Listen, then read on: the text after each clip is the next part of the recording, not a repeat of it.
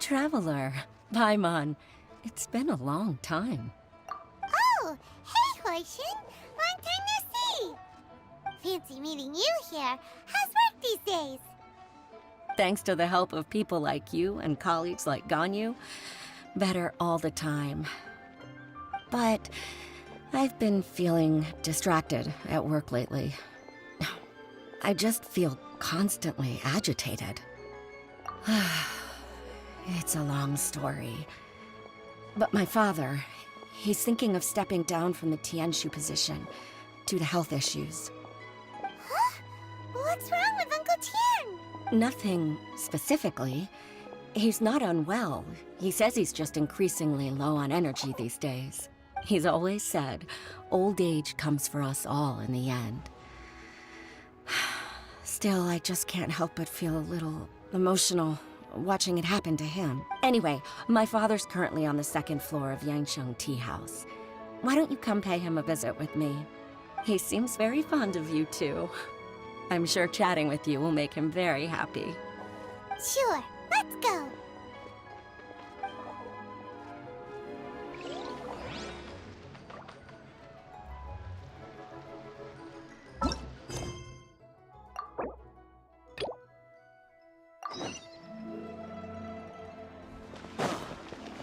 What should I try this time? Listen, let me tell you. But That's not being honest, that's just...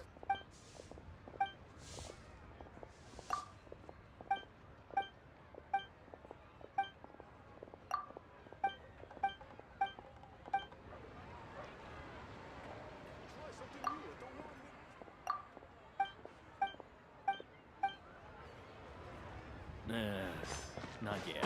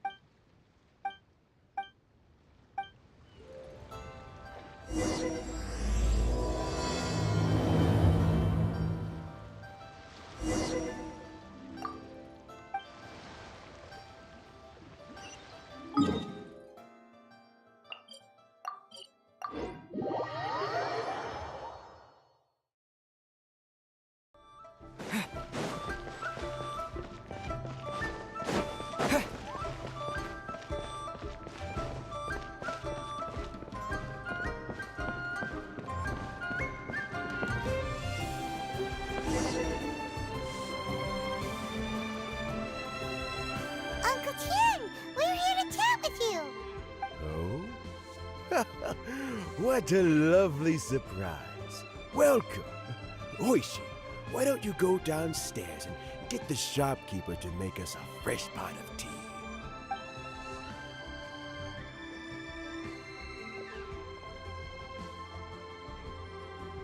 I heard that you've been traveling all over the place recently. I would very much like to hear your adventure stories. Hoishin told you, didn't she?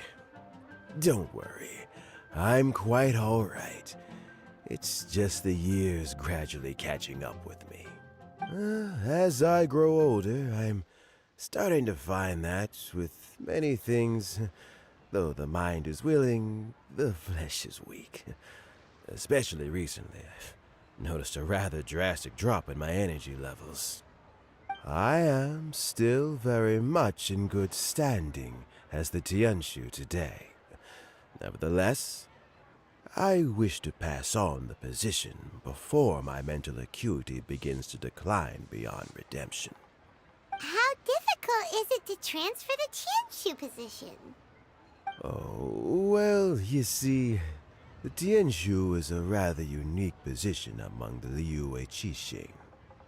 Historically speaking, the Tianshu rarely appears in public. We stay behind the scenes, planning and giving advice, so a public selection process would not be suitable. We also want to keep any prospective Tianshu candidates free from influence by outside forces, so we tend to be as discreet as possible in their assessment and appointment. For these reasons, the incumbent Tianshu typically recommends their candidate of choice, and this is then approved by the other Qixing members. So in other words, you pick someone, and then Lady Keqing, Lady Ningguang, and the other Qixing appoint them? Correct. Unfortunately, due to my health, I won't be able to assess every candidate myself. Not to despair, however, because I found someone exceptionally capable to act on my behalf as assessment officer. In fact, I believe you recently became acquainted with her yourself. Oh? Who is it? I'm heartbroken. I thought it might take you a little longer than this to forget all about me. It's Yelan! Jackpot. Uncle Tien here asked me to assess 3 candidates for him. Fancy joining me? You'll be among the first to get to know the next Tianshu. Might be a good opportunity for you. What do you think? Paimon thinks so too. It can't be a bad thing to be on good terms with a new Qixing, right? Alright then. Though, I gotta say, Uncle Tien, you say you're into behind-the-scenes planning? My work's of the covert variety too. Don't you think I might make a good Tianshu? Huh? Yelan, you want to be the next Tianshu? I'm not opposed to the idea, but I suspect Ningguang wouldn't let you go very easily after how long you've been working together. So, how about this? If your investigation reveals that none of the other candidates are qualified for the position, I'll recommend you for the job. Deal. Well, you guys take your time. Everything's all set for the assessments to go ahead. Meet me on the first floor when you're ready. Until then, have a pleasant conversation. Oh, and no need to pay for your tea. As the new owner of this fine establishment, this runs on the house.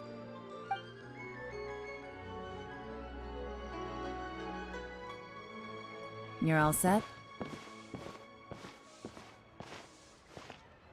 Uncle Tien seems really worn down. It's like all his energy's gone. Yeah, it may sound harsh, but Uncle Tien is past his prime. He's not cut out for this anymore. So he's recommended 3 candidates. Their names are Qinwei, Mingbo, and Zhi. Qinwei is a wealthy entrepreneur. Mingbo works at the Liyue Ministry of Civil Affairs, and Zhi is focused on study and travel. Try to keep all that in mind. Of course, it doesn't really matter if you forget, since we'll be assessing them at Yuehai Pavilion in a short while. Qianwei, Mingbo, Zhi. Paimon should be able to remember their names, but what does the assessment involve exactly? Let's leave that until we get to Yuehai Pavilion. All right. Heads in the game, people. The stakes don't get much higher than a change in the Qixing. We can't afford to miss anything, no matter how small. Got it. We'll keep our eyes wide open.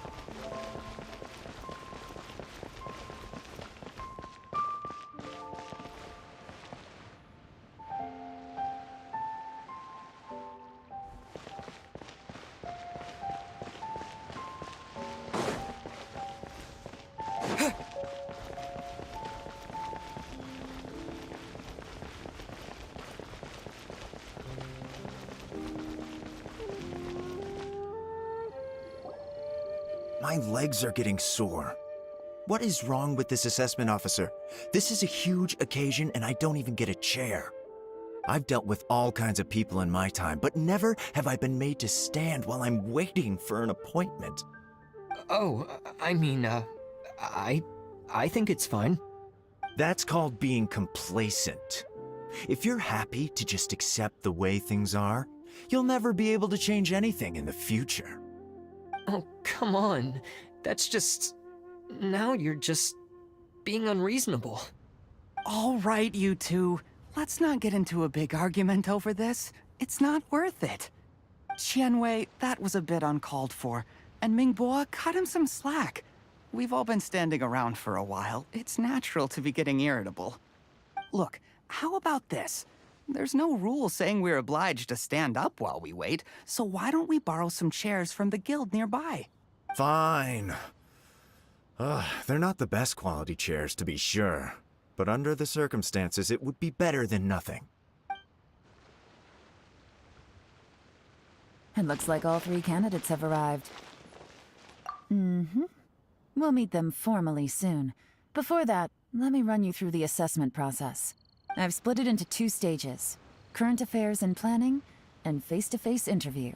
In the first stage, candidates are required to submit a manifesto for Liyue's development. In the second stage, we will ask them some questions in person. Writing a manifesto takes time, so I informed them of this requirement in advance. These are the reports they submitted. Wow, one of them is really thick. It's also worth mentioning a stipulation I gave them. Whoever is appointed as the new Tianshu will be expected to implement their plan as put forward in their manifesto. Failing the occurrence of some cataclysmic event, they will not be permitted to change their plan. Therefore, these 3 piles of documents in front of us represent where each candidate stands on key policy issues. There's still some time. Have a skim through, get a first impression of what each person's proposing. I'll be waiting off to the side. Just let me know when you're done.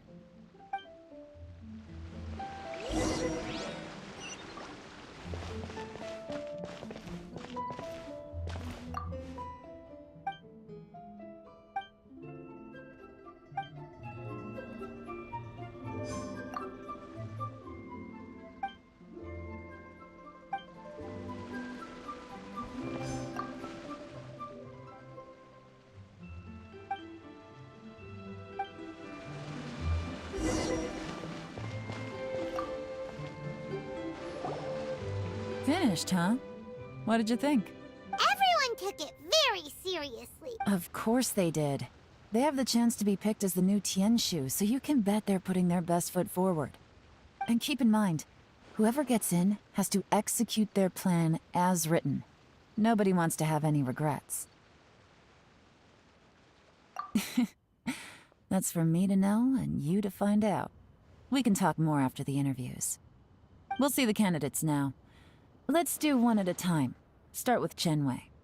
Yes, ma'am.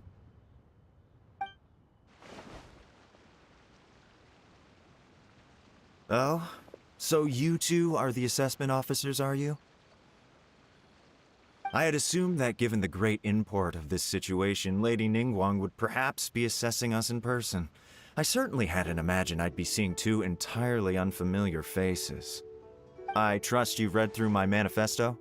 I'd be more than happy to clarify any details you found difficult to grasp. It was written with an expert audience in mind, after all. Mind your tone, mister. Relax. It wasn't intended as a personal slight against anyone in particular. I was simply stating a fact. Cloud Retainer? You know this Adeptus? Oh, yes, I remember now. You must be the traveler that people are constantly talking about.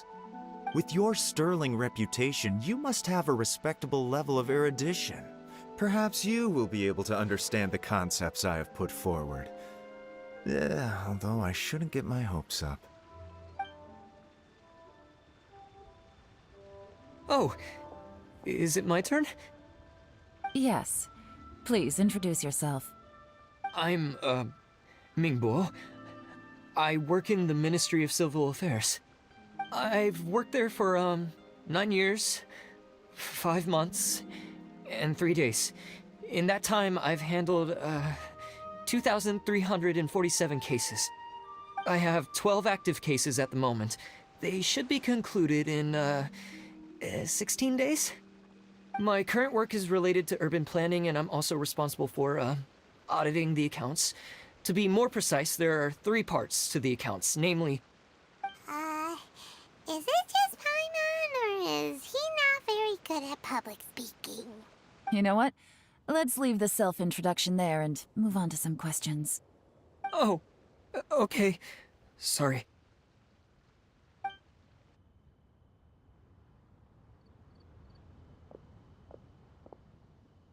Hello. Not gonna lie, I'm feeling a little nervous. What would you like to know? You're here to assess me, so ask away and I'll answer your questions to the best of my ability. Your manifesto is very wide in its scope, but you don't seem to be personally involved in many of the specific fields. How can you be sure that you have the ability to put your plan into action? Very fair question. I completely understand where you're coming from. But I'm confident in my plan.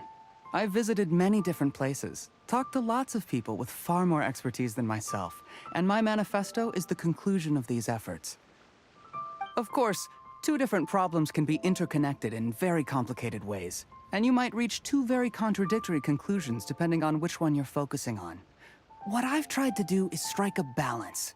In other words, present an optimal solution to all the problems as a whole. How do you plan to determine whether you are right or wrong about your proposed solution being the optimal one? A great question. Well, I'd start by having my colleagues and the secretaries of the Yuehai Pavilion evaluate any proposals before implementation. Post-implementation, it would all come down to the results. If it turned out that my judgment was to blame for poor results, I would take responsibility. Nice answer. All right, next question. Ideas in his manifesto which effectively target the big issues. But he is very proud and incredibly stubborn. He doesn't care much about other people's feelings. Mingbo's plan is more thorough and more measured. You can tell he's meticulous in his work, very detail-oriented. But he and Shenwei are otherwise polar opposites. Mingbo is not very articulate and comes across as very timid in conversation. Perfect summary! Paimon couldn't agree more! You're good at this, Yelan. Last but not least, Jur-E. His manifesto is full of pertinent details, his methodology is sound, and his proposals cover a broad range of fields, which is quite a rare feat. The depth he goes into in each and every area means it can only be a product of painstaking work. Plus, he is modest and good at dealing with people. But what really interests me is that many of his views happen to coincide with Uncle Tien's. Having someone like Jur-E take the position would certainly put Uncle Tien's mind at rest. Great! We'll see. Let's go back and report to Uncle Tien.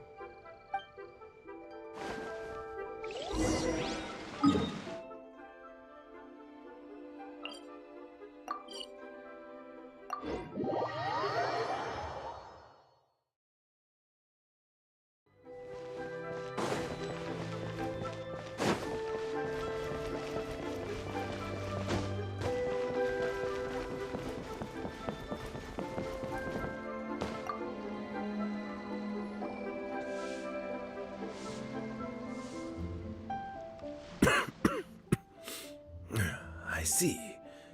Then it's more or less as I anticipated. All right, then let me ask this. The ideas in Jur-E's manifesto are very similar to your own. Is there any particular reason behind this? Oh, I didn't want to say anything when I gave you the list of candidates, for fear of affecting your judgment. But I can tell you now. Those 3 candidates have all studied under me in the past. It's only natural that they share some similarities with me. But Shenwei went on to focus on his business, and Mingbo has always been occupied with his work at the Ministry of Civil Affairs. Of all of them, Juri was with me for the longest duration. Whoa! So how did you get to know them all, Uncle Tian? Chen Wei was referred to me by an old friend. Mingguo came to my attention in the course of my work. As for Juri, that was pure happenstance. We first met while fishing. Gradually, as we got to know each other, we started discussing all sorts of topics. Juri came from a poor family, and his parents died when he was very young. But he was a gifted student and a fast learner. He reminded me of a younger version of myself, so I started out giving him a few words of advice when we were out fishing and noticed how quickly he got on. Quite. And now, all of a sudden, he's grown into a mature young man. It's a joy to see. The young are... I don't know, Uncle Tian. You still seem in pretty good shape to me. You might have another few years of work left in you, don't you think? Oh, you. There's really no need to console me. Having less energy than I used to isn't such a bad thing. It just means I finally have a good reason to retire and spend my days doing what old men like me should be doing. Going fishing whenever I feel like it. Sounds like you sure love fishing, Uncle Tian. Ooh, there's nothing quite like fishing to pass the time. Ooh, and freshly caught fish, they make the most beautiful fish soup with barely any preparation required. Fresh fish soup. Sounds tasty. Doesn't it? Also, some time ago, Juri purchased a very special recipe from an old fisherman. When we've been fishing recently, Juri always brings some extra ingredients he prepared in advance. The addition of these makes the soup taste even more wonderful. That flavor makes for a fond memory. But at my age, who knows how many more chances I have left to taste it again. Ooh, can Paimon come next time too? Paimon really wants to try it. Let's get back to the matter at hand. Uncle Tian, we've reported back. Do you have a verdict? Mm-hmm. I appointed you as the assessment officer, and I trust your judgment. Had you not asked me why Juri's ideas were so similar to mine, I was not going to mention my history with any of them. This decision must be guided by what is fair and right. Please disregard all other considerations and make your final decision only after a thorough review of each candidate's talents and capabilities. Remember, you must be thorough. Understood. Come on, let's go talk somewhere else. Bye-bye, Uncle Tian.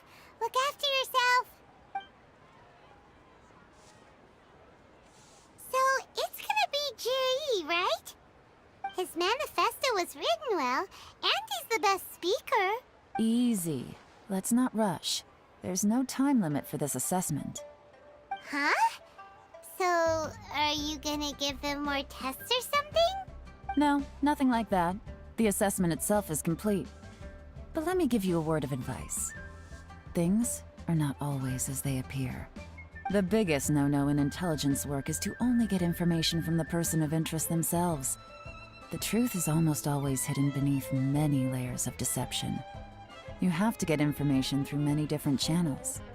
For example, Wenyuan, Shanghua.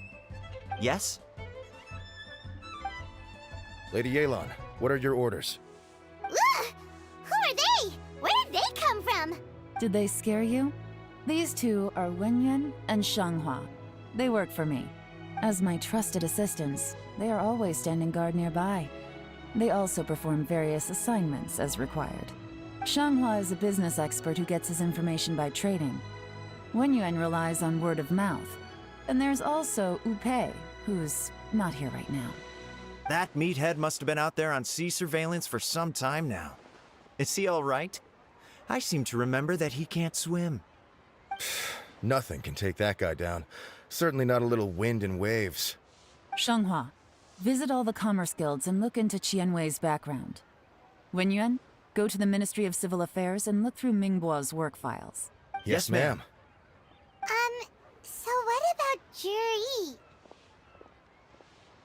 Juri, well, obviously as the most promising candidate, we will be investigating him ourselves. Let's go to the docks first. Lots of people passing through there. You can find out all kinds of things. If we're looking for information, why don't we try talking to Bulai, the owner of Wanyu Boutique? He does business at the North Wharf. Maybe he has some news for us. That's actually not a bad idea. Let's go and ask him.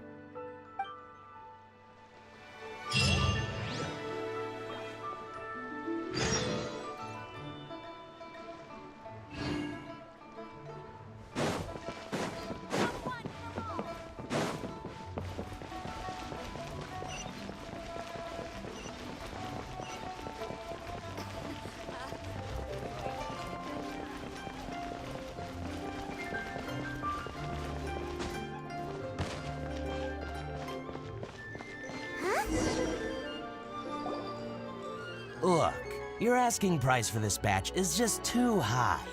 I can't buy in at this price. How am I supposed to turn a profit? Come on, hear me out. I'm telling you, this is the single best batch of Sunsettias ever.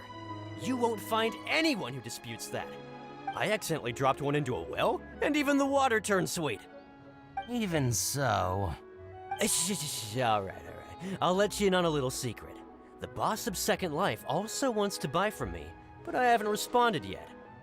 If you won't take him, I'll just have to partner with them instead, and neither of us wants that.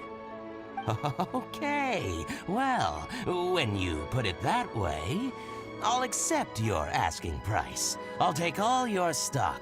Don't sell a single one to Second Life.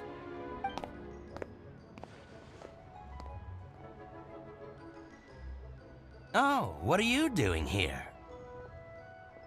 And to be clear, these Sunsettias are mine. I got to them first. Don't get any ideas. Actually, we want to ask you about a guy called Juri. Have you heard of him before? Juri? Yes, he's quite well known. I've heard a story about him. They say he was born into poverty. His parents died when he was young, and he was treated cruelly by the local community.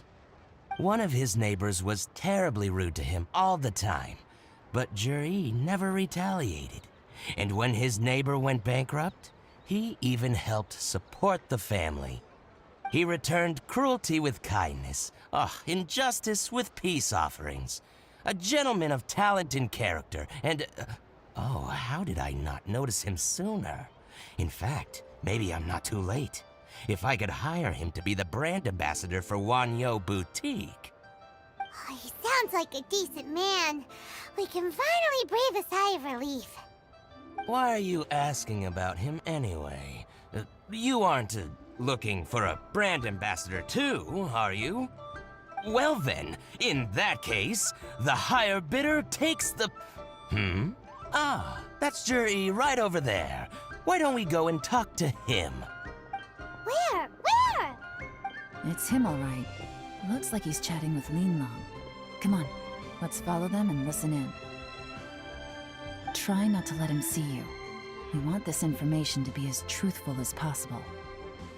I'll just go and fetch an employment contract. And hey, don't try and cut me out of this.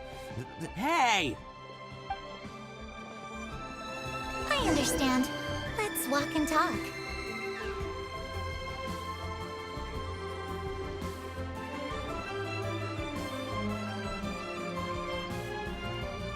So, you were looking to buy a wineware set? Oh, now I can see that you're a connoisseur, so I won't bother trying to con you. I trust you understand our shop quite well?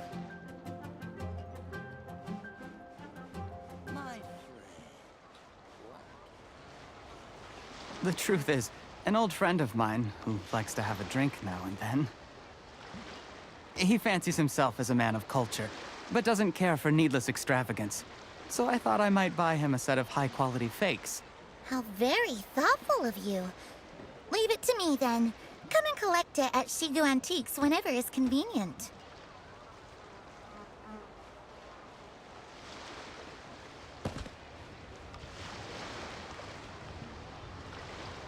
Thank you very much, Miss Linlong.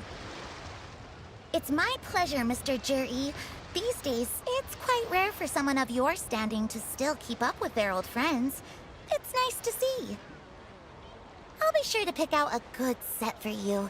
You can count on me.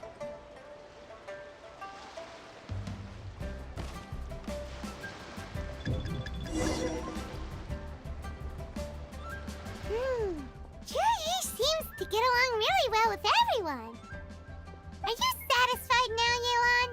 Seems like everyone thinks Juri's a great guy. We shouldn't jump to conclusions just yet. Let's go check out the wharf where he usually goes fishing. Do we have to? Wait, you're not just trying to dig up some dirt on Juri because you want to be Tianshu yourself, are you? Maybe I am. Maybe I'm not. But hey, if I do become Tianshu, I'll look out for you guys. You'll be able to try all the finest food for free. How does that sound? We will? Well, come on! Off to the South Wharf we go!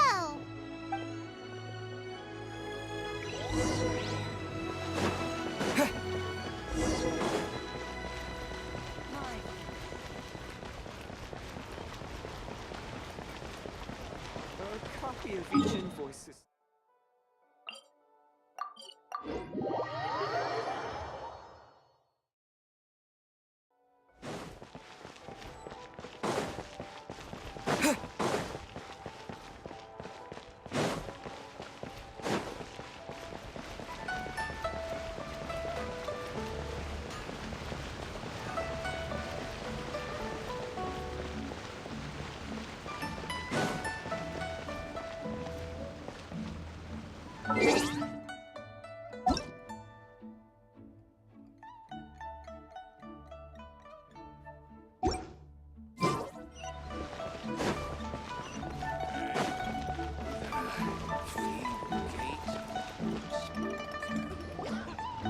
The wharf is as busy as ever.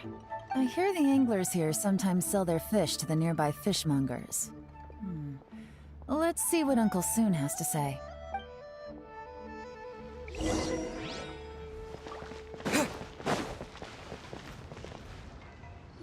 Welcome. What would you like to buy today? Sorry to interrupt. We're actually members of the, Liyue Anglers Association, and we just wanted to ask a few questions about someone. We've heard about this young man called Juri, who's supposed to be a fantastic fisherman.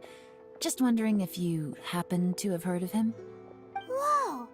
Yelan made up a whole fake identity without batting an eyelid! Ah, yes, Juri. He's been making quite a name for himself recently. I've got some friends who travel all over the place, and they tell me everywhere they go they meet someone who's heard of him. Apparently, he had a rather tough time growing up. Had to work several jobs alongside his studies to make ends meet. How does that saying go? What doesn't kill you makes you stronger. Well, if there's anything to that logic, he's sure to be phenomenally successful one day. Yeah, we think so too! But I'm afraid your Anglers Association might be in for a disappointment. Oh? Why's that? He's good at a lot of things, but fishing isn't one of them. He fishes at the wharf and sells what he catches to me on occasion. His catches are always mediocre. Not terrible, but equally nothing to write home about. If you're looking to recruit some new members, though, I do know a few top anglers I could put you in touch with. That sounds fantastic. I've got a couple of other things to attend to right now, though, so why don't I come back some other time and we can chat over a drink? Sure thing. See you. Everywhere they go, they meet someone who's heard of him. Come on, let's keep asking around.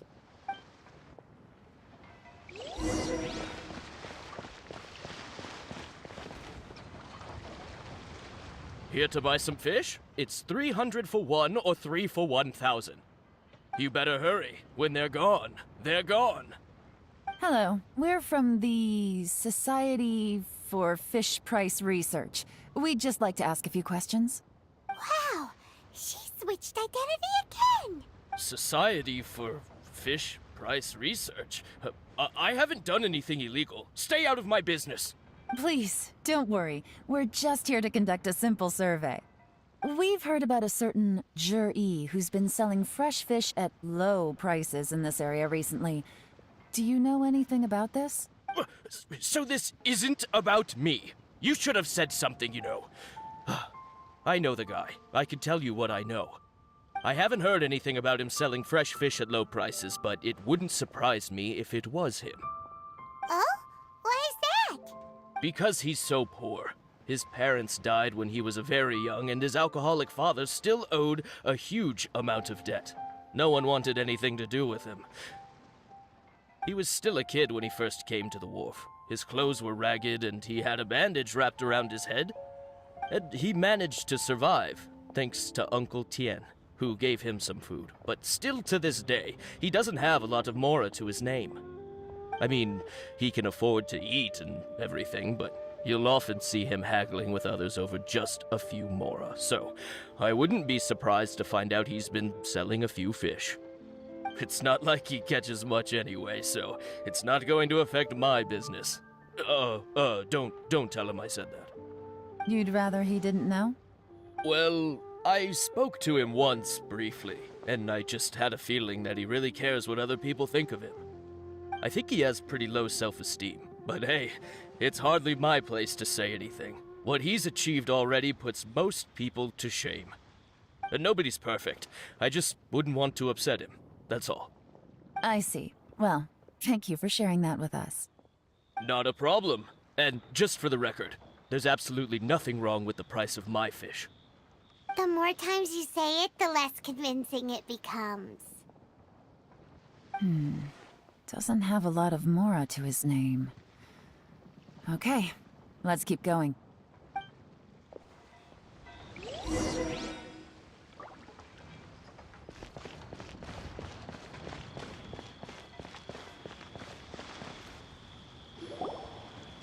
Hey, it's you guys! Wait, what's the phrase? Oh yeah, honored to meet you.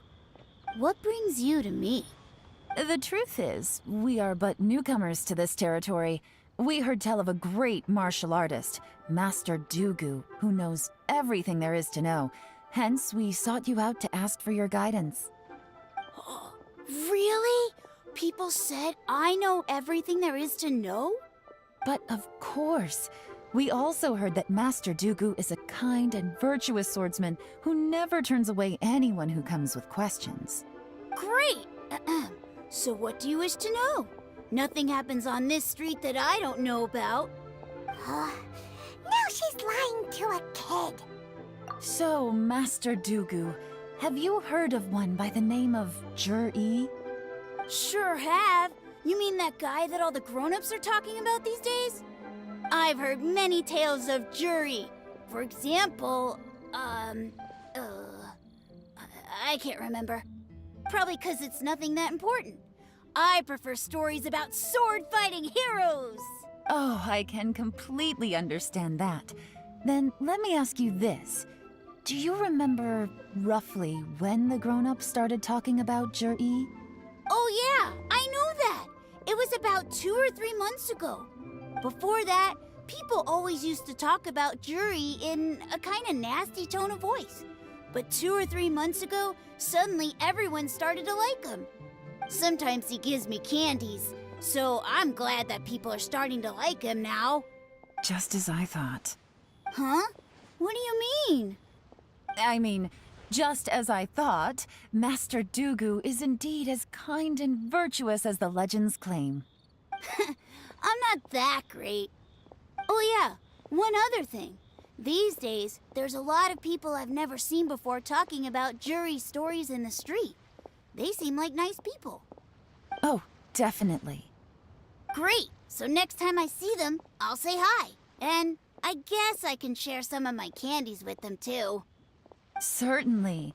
You can also tell my friend in Yenshang Tea House about what they're up to. I'm sure my friend would also like to say hi to them. Thank you, ma'am. You're welcome. Well then, fare thee well, Master Dugu. Until we meet again. Any of that sound strange to you? Strange? What was strange about it? Juyi seems to have a great reputation. Uncle Soon and Uncle Gao spoke highly of him, and Dugu Shuo seems to like him too. True. But the issue is, where did his sudden celebrity come from? It almost seems too good to be true. Sudden? Too good to be true? What do you mean? So he returns cruelty with kindness, and had to work to support his studies. These are the kinds of things that make someone well known in their hometown. But Uncle Soon said even his friends who travel far and wide hear about him wherever they go. That's a little over the top, if you ask me. Do you remember what Dugu Shuo said about Zhiyi's stories? Clearly they left him with a good impression of the guy. But beyond that, he wasn't interested in the details. That's the reaction I would expect from any normal person. Plus, there's the fact that all this praise of Zhiyi has only been happening within the last 2 or 3 months. His childhood, his studies, the thing with his neighbor, none of these are recent events. So why are these stories only going around now? When you put it like that, it is kinda strange. Of course, if that's all there was to it, I wouldn't look into it any further. Zhiyi was born into a poor family. Paying people to get his stories out there is within the rules of the game as far as I'm concerned. The problem is, do you remember what Uncle Gao said about him? He's stayed poor his whole life. Everything he's earned he's either spent on studying, traveling, or paying off debts. I don't think he has the mora to pay for a publicity campaign. Right, and that changes everything. It can mean a powerful faction is trying to gain influence over the Liu at Xixing. That's the worst-case scenario. But all too often, the most pessimistic speculation turns out to be closest to the truth. Someone's trying to gain influence over the Qixing? That sounds serious. What should we do? Even if we asked Juyi about it, surely there's no way he'd admit it. First, we need to find out who's supporting him. Don't worry, I've got a plan. Remember the current affairs and planning stage of the assessment? Since the successful candidate is duty-bound to implement their plan after taking office, their manifesto tells us their stance on key issues. Whoever is secretly helping Zhiyi must be seeking to benefit from his actions after his appointment. So, we should be able to find some hints in Zhiyi's manifesto on who we're dealing with. Come on, let's get back to Yenshang Tea House.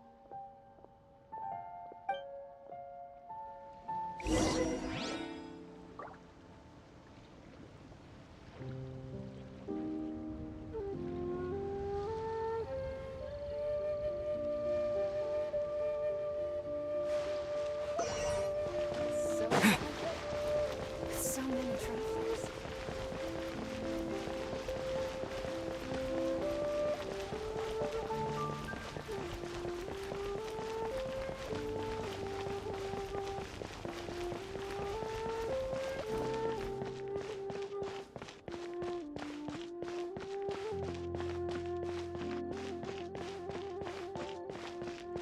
Oh there! Come!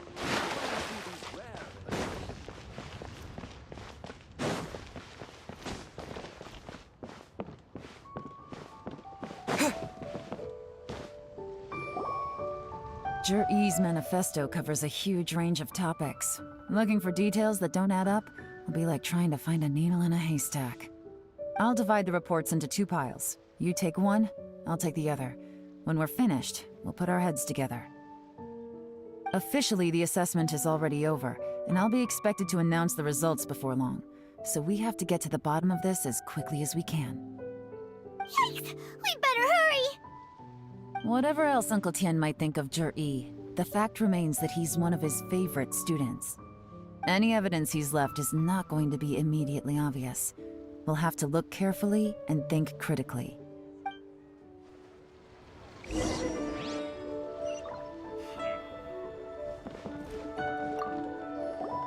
Made any Not so far.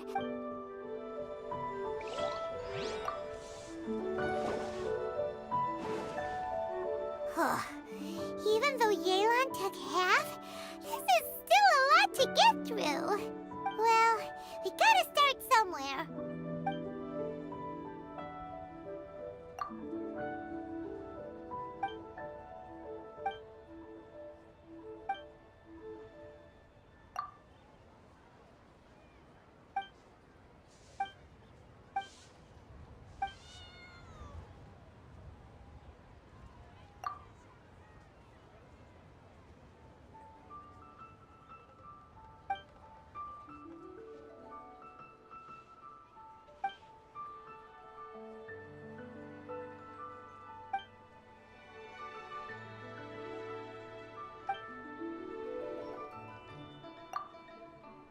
Oh, this reading is giving Paimon a headache. Let's take a break.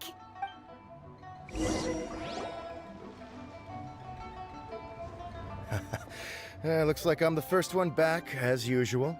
Oh, hey! It's one of Yelan's little helpers, Shenghua! If you're back, that means you finished investigating Tianwei, right? You betcha. I visited all the commerce guilds and gathered a wealth of information. Every time they asked me to leave, but I always had another trick up my sleeve. Don't drag this out. Just tell us your findings. Yes, Lady Yelan. To summarize my findings, most people who've had interactions with Tianwei will start out complaining about how proud and arrogant he is, but then go on to give a generally positive appraisal of him. The young master of the Feiyun Commerce Guild said that Tianwei appears arrogant, but he's very scrupulous in the way he works. Once he signs a contract with somebody, he treats them fairly regardless of their background. Who'd have thought? Is it possible that his reputation is fake? Is there any way you can check the accounts of the businesses under his name? In theory, that should be very difficult. But here's the thing. I asked around and found out that almost all of Tianwei's accounts are open to the public. Where he buys from and sells to should be confidential business information, but he doesn't seem interested in protecting it at all. Tianwei often sees business opportunities that others don't, but once he's made enough mora off of it, it's like he gets sick of it and releases all of his trade secrets.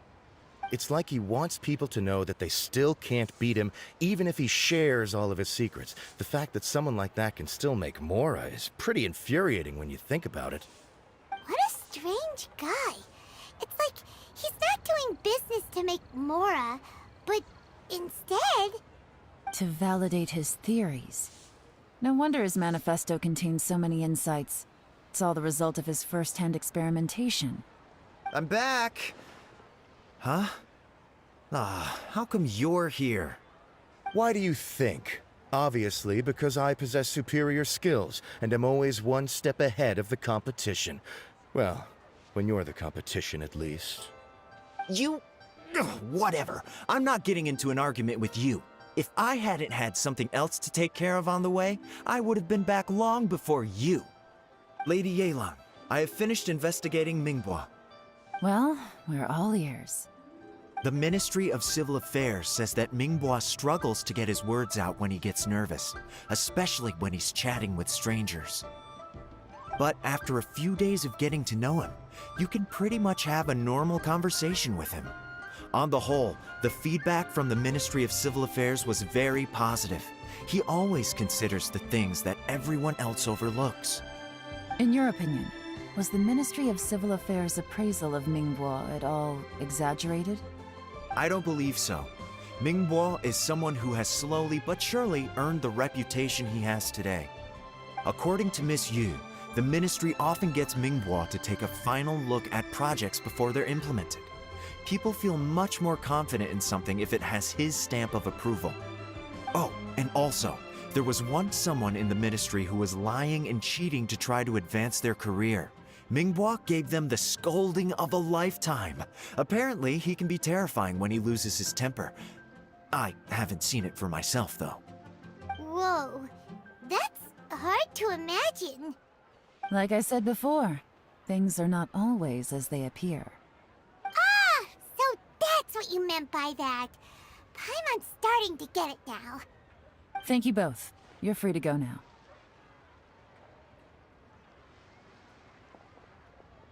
So, have you finished reading the manifesto? We still have a bit left.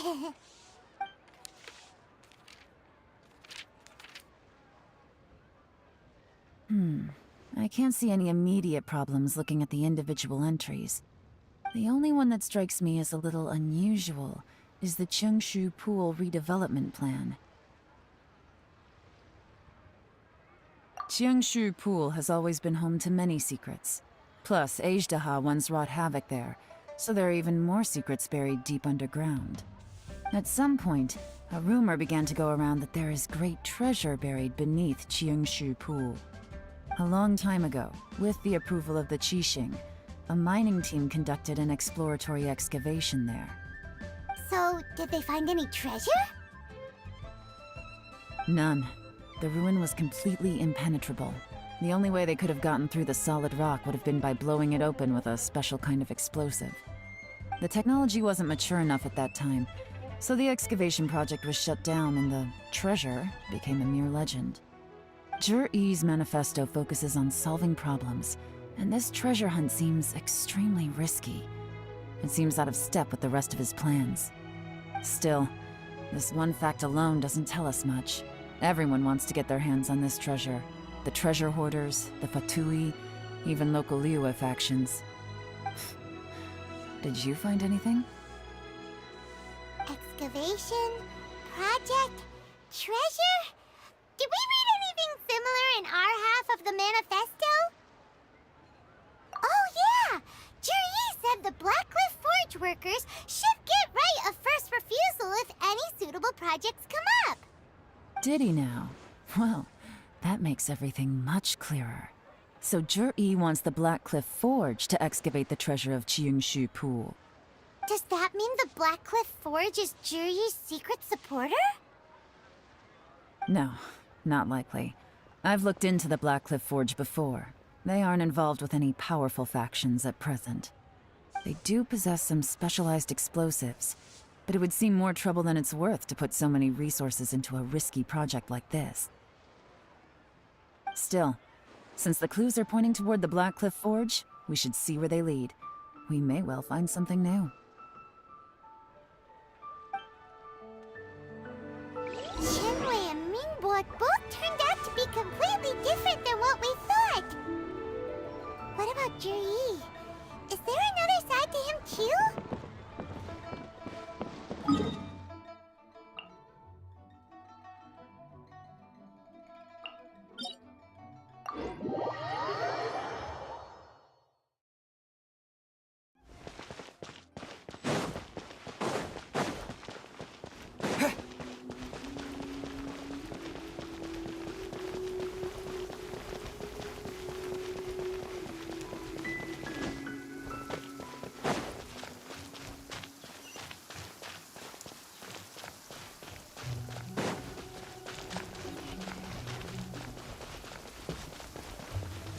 This is the Blackcliff Forge. Let's look around for clues.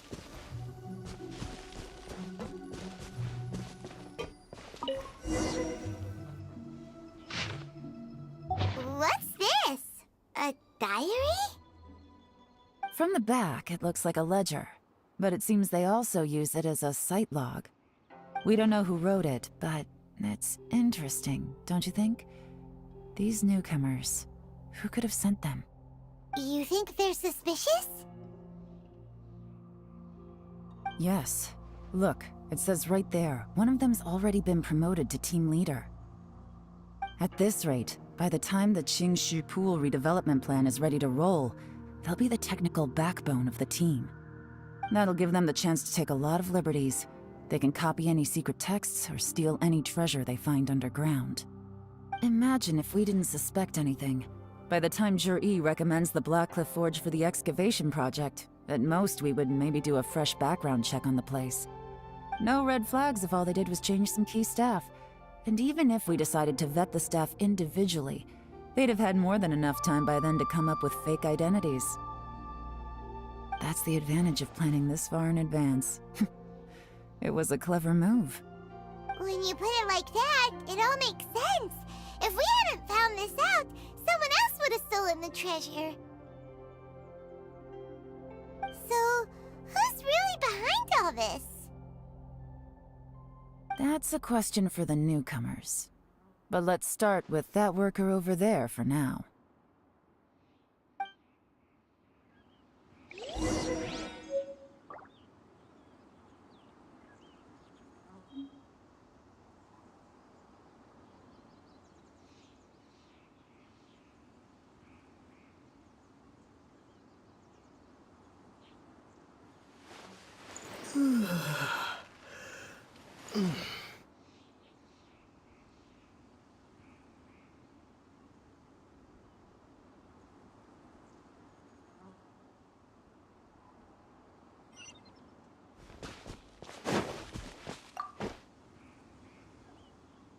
Excuse us. We want to ask you about the newcomers. You want them to teach you or something? I gotta say, these newcomers are in tip-top shape. Fast learners, too. They're picking up all the skills unbelievably fast. My only complaint is that they're always going out drinking at night. But they never let us join them. I guess they just need some time to adjust. I'm sure we'll get to know each other over time. They go out drinking. This area isn't exactly renowned for the nightlife. I'm guessing it's a long trip to the nearest tavern. You got that right. They tell me they go all the way back to Liyue Harbor to drink at Wanmin Restaurant. It rained after work today, so they actually stuck around at the site for a while. But as soon as the rain stopped, they went out drinking again right away. Hey, you're only young once, right? I say, if they can hack it, let them at it. Interesting. Let's go talk somewhere else.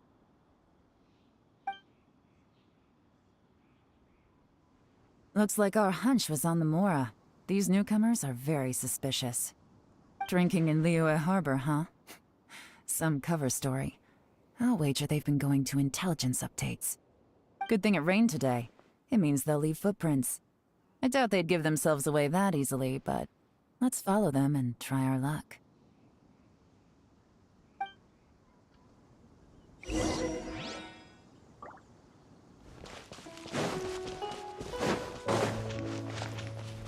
went that way! Hurry, we gotta catch up!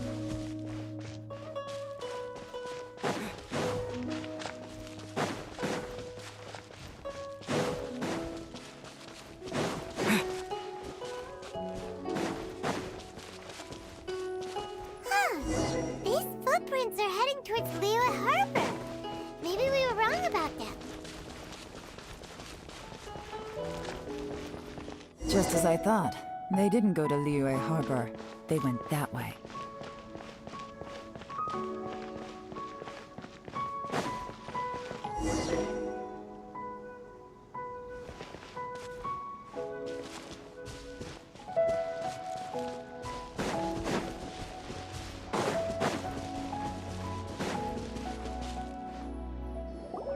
The footprints stop here. But, judging from the direction, I'm guessing their destination was that abandoned house.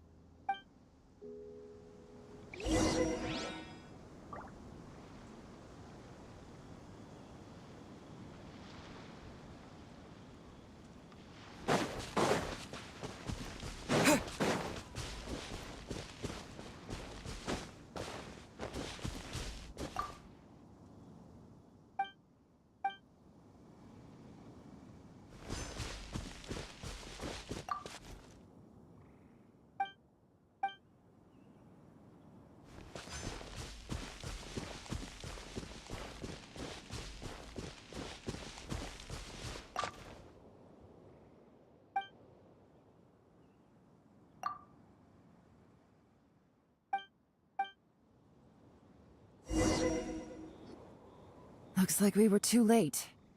This has gotta be where the newcomers rendezvous with whoever they're working for. But all the evidence has been destroyed. Look at these ashes. Someone was burning documents not long before we arrived. Could there be anything left? Maybe the wind could have blown the fire out before everything was finished burning. The odds of that are very slim. It's practically impossible. I've checked. All the paper's been burned.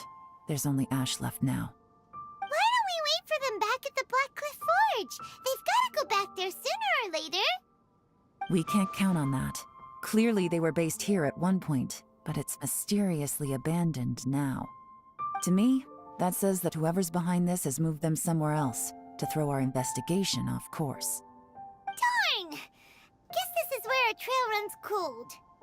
Make no mistake, the purpose of our trip wasn't to find any solid evidence. We just need to figure out who's behind Jur-E. I smelled something peculiar the moment I came in. Those newcomers probably thought they'd be safe as long as they burned the letters.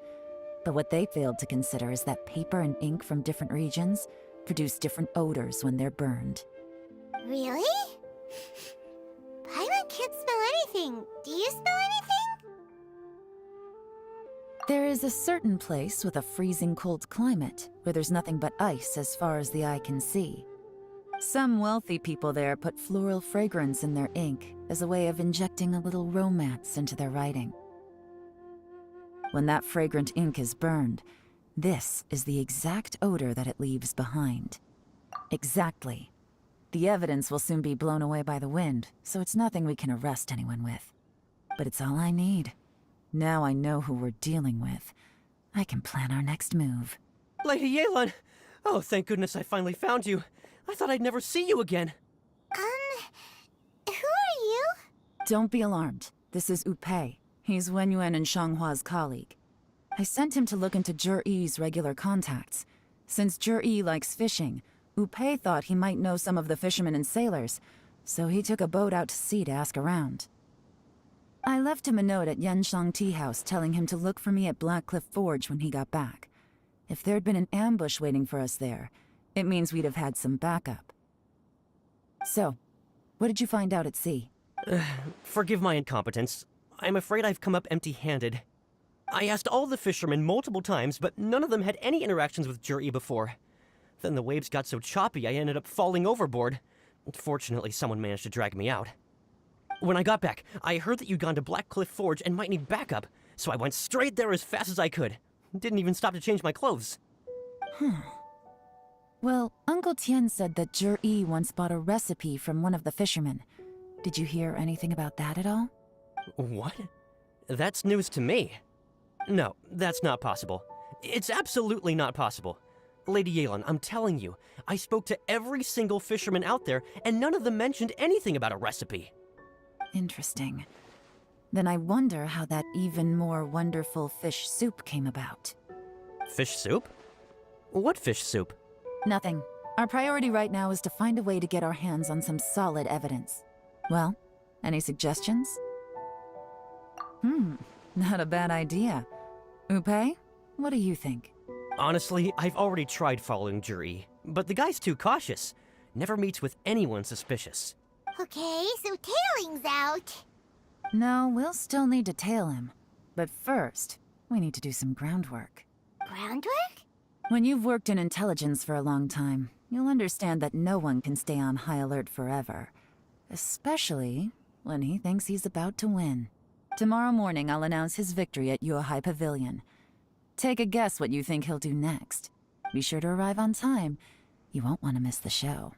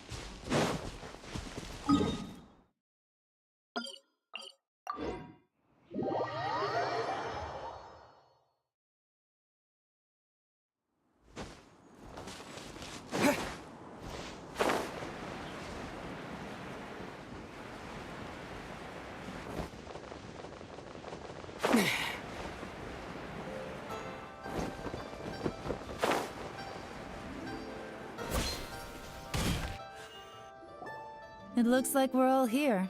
Well then, time for me to announce the results of the assessment process. I won't drone on about the importance of the Tianshu role. Suffice to say that Uncle Tien entrusted me with the monumentally important task of assessing the candidates. And now, it falls to me to give him a satisfactory answer. All of us here know the score. Don't beat around the bush, just get on with it. Qianwei has many pioneering ideas, but some of his plans are lacking in detail, and he easily gets into testy exchanges with other people. Mingbo is reliable, but not quite ambitious enough, and because of his personality, he struggles to win people over. In contrast, Zhi is evenly balanced across the board, and enjoys an excellent reputation in Liyue. After much consideration, I have decided to recommend Zhi to the Liyue Qixing. What? Oh, congratulations. Thank you. Honestly, I'm a little surprised to hear my name being announced. In my estimation, all three of us are worthy candidates for the Tianshu position. As your competitor, I've become keenly aware of your great talents. Would either of you entertain the possibility of working with me in the future and taking on some of my workload? I'll have to see. I'm in a bad mood. This is the last thing I want to be thinking about right now. I don't mind, as long as I can help. Okay, well, that's all from me. Zhi, you'll have some preparation to do. It won't be long before you're informed of your official appointment. I hope you will work hard and make Uncle Tien proud. I will live up to the Tianshu name. On this, you have my word. I should go. I need to pack my things, and then I think a celebratory meal is in order. Would anyone like to join me? Count me out. I'm not in the mood for a celebration. Zhi seems pretty relaxed now. This would be a good time to follow him.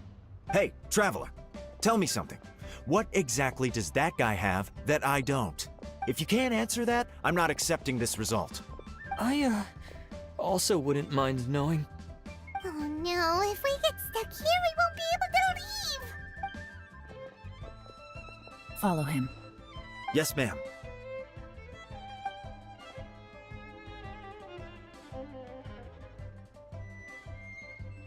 We finally got rid of them! Lady Yelan, Zhi has gone towards Feiyun Slope. Follow him, quickly. So Zhi really sided with the Fatui? But Uncle Tien thinks so highly of him. Why would he do this? Difficult to say, but everything should become a lot clearer when you find him.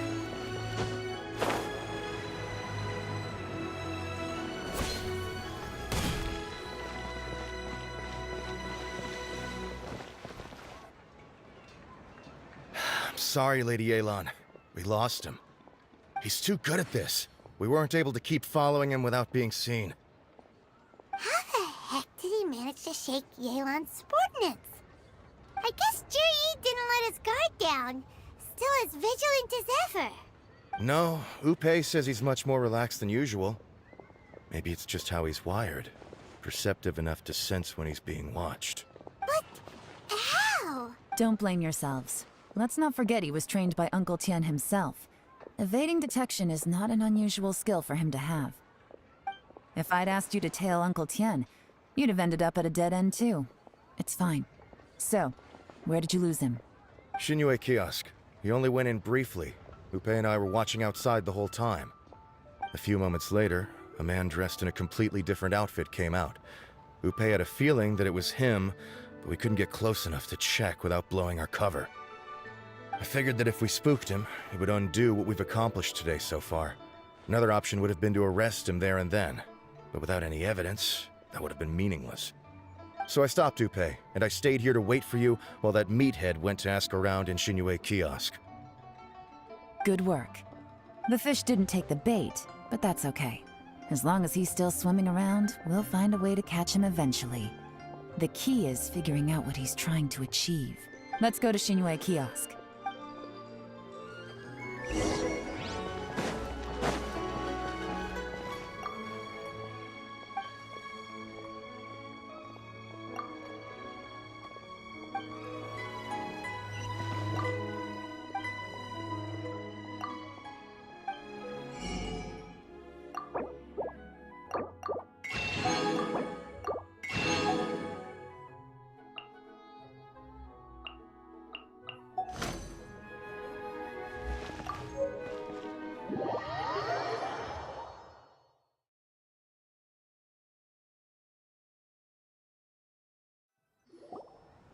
Could you explain to me how that works?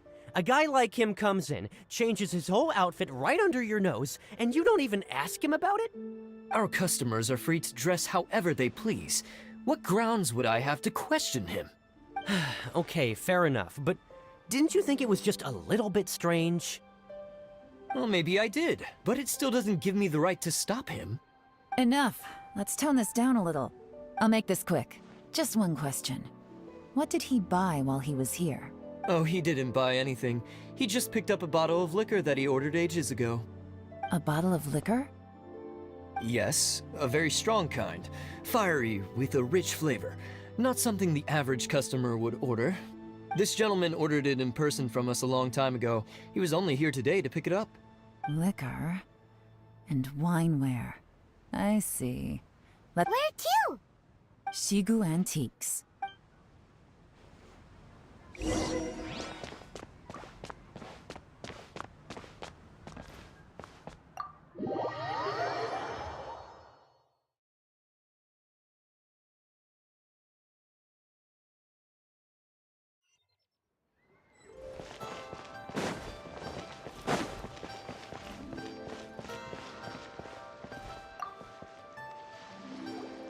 Hey, Miss Linlong. Sorry to bother you.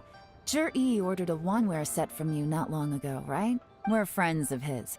He's been telling us how impressed he is with the quality, considering how affordable it was. So we just had to come and take a look for ourselves. Sure. Which model are you looking for? We don't really know a whole lot about wineware. Let's just go with Zhi's choice. Would you be able to show us the one he bought? Zhi picked up his set not long ago. As a quality imitation of an antique wineware set, it has the look and feel of a luxury item. Just so you're aware, we don't have many of this model left in stock, and now that Mr. Zhi has taken one, I'm afraid it may encourage the price to go up a little. Don't worry, price shouldn't be an issue. I'm sure we can work something out. But I'm just a little hazy on one thing. Did Zhi's wineware set include wine glasses, or...? For this set, the wine glasses are sold separately. Minimum purchase is 1 glass, maximum is 4. Mr. Zhi bought 2. Okay. Thanks, Linlong. Seems there's a little more to buying wineware than I first thought. We'll have to mull it over. Well, don't take too long. We could sell out any day now. All right, see you next time. This is turning into a real headache. I'd just like to point out that we have the self-professed Grand Master of Fieldwork here to thank for being wholly incapable of tailing an ordinary civilian without being seen. It's not like you did any better. My specialty is information trading, okay? I don't have the physical agility. What's your excuse? Fair point. Yelan, so has the plan failed? Oh, if we can't figure out where Zhi went, there's not much we can do. But why was he buying liquor at Shinue Kiosk anyway? If so, it's no ordinary celebration. What do you mean? First of all, Zhi isn't much of a drinker. On some level, he hates alcohol because of what it did to his father. If he was just looking to celebrate by himself, he wouldn't spend his meager savings on an expensive bottle of alcohol, let alone buy a pair of special wine glasses. No, this is a victory feast, held in honor of Zhi's private sponsor. Whoever this person is clearly enjoys hard liquor and has a very high status, hence the need for expensive-looking wineware. Now, where might we find Fatui who match that description, I wonder? Fatui officials. Should be either the Snezhnayan Embassy or the Northland Bank. Have both locations surrounded. Take as many people as you need. Lady Yelan, is it time for us to make our move? If so, you can count me in. Get with the program, would you? This is a covert surveillance operation. Zhi may be vigilant, but that doesn't mean the same is true for his drinking buddy. In which case, we don't need to change tactics. Just change who we're following. Great idea! So we just need to find out who Zhi bought that liquor for and follow them instead! But Lady Yelan, if we get caught, this could become a major diplomatic incident. I'm well aware, but don't you see? Jur-E is gambling everything on this. If we really want to catch him, we're going to have to accept a little risk ourselves. Stick to your orders, and make sure we're covering all other bases too. Anywhere else Jur-E might be going. I want eyes on those locations. Yes, ma'am. Don't worry, Lady Yelan. Jur-E may be a slippery character, but we'll keep a close watch on the movements of all Fatui officials. I'll be waiting for you at the tea house. If I'm guessing correctly, Fatui officials are likely to take action at night. You should go and get ready, then meet me at Yensheng Tea House.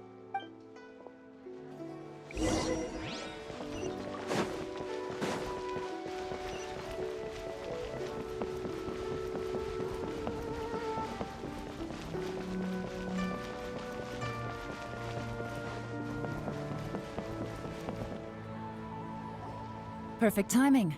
Wenyuan just sent word that the Fatui ambassador, Yusupov, just left the embassy alone. He's heading in the direction of Qingshu Pool. Qingshu Pool? That's the place Jerry mentioned in his manifesto. It looks like that's where they've arranged to meet. Sensible choice, I'll give them that. Qingshu Pool is always crawling with monsters. Most people wouldn't dream of going there. It's one place they won't need to worry about being seen. Oh no, we gotta go get them! Let's go. If my hunch is correct, we just might hit the jackpot this time.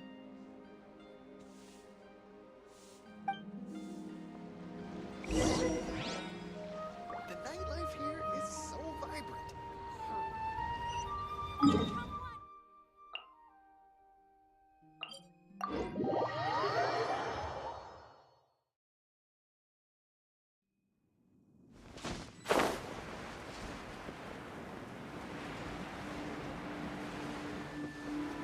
This is Qingshu Pool, full of ruins, crawling with monsters. Anyone with any sense steers well clear of this place. I've looked into the place before. There's a worker's entrance somewhere around here. Follow me.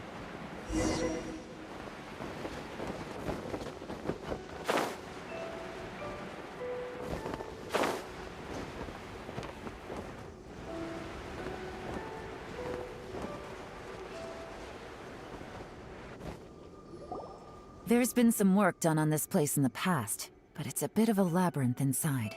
I can't guarantee we'll be safe once we're underground. The workers left an emergency access route. If we can find it, this will be a much easier journey. Still, be ready to fight at any moment. Any resistance needs to be taken out quickly and quietly. Don't worry, we're all professionals here. By the way, Yelan, where are your 3 little helpers at? They have other things to take care of first. We couldn't afford to wait for them, but they'll join us later.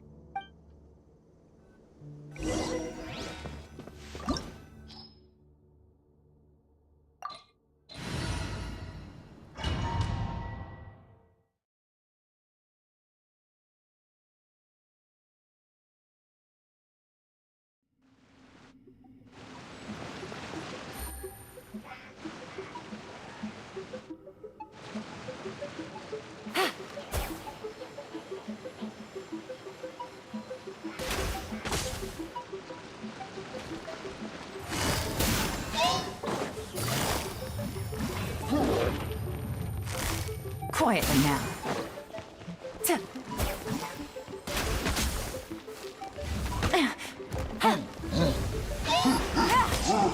Busted. Into the wind. Rest and rebuild.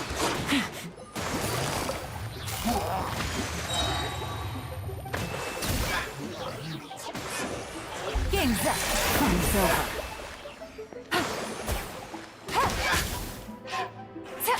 As I expected, but this shouldn't be too much trouble.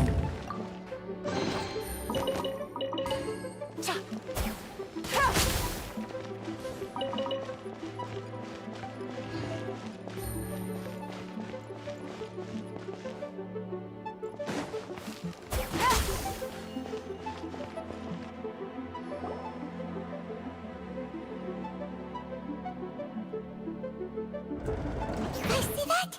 That's gotta be the Fatui ambassador here to meet Ji. Looks like he went through that door.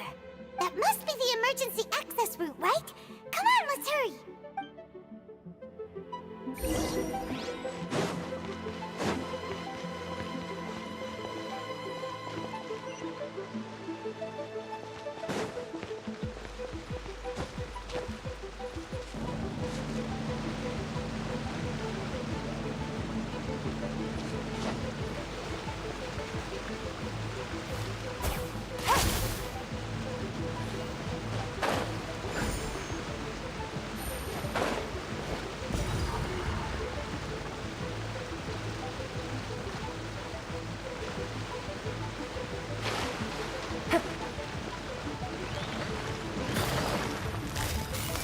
Quietly now. The wind knows me. That hurts!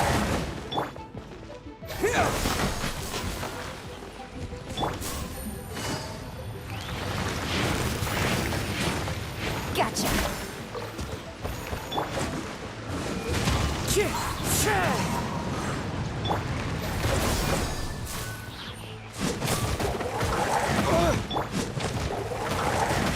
Stay focused.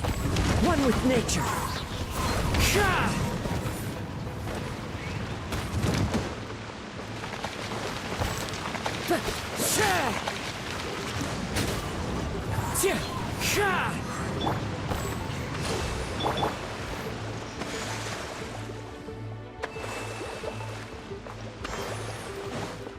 Time to go.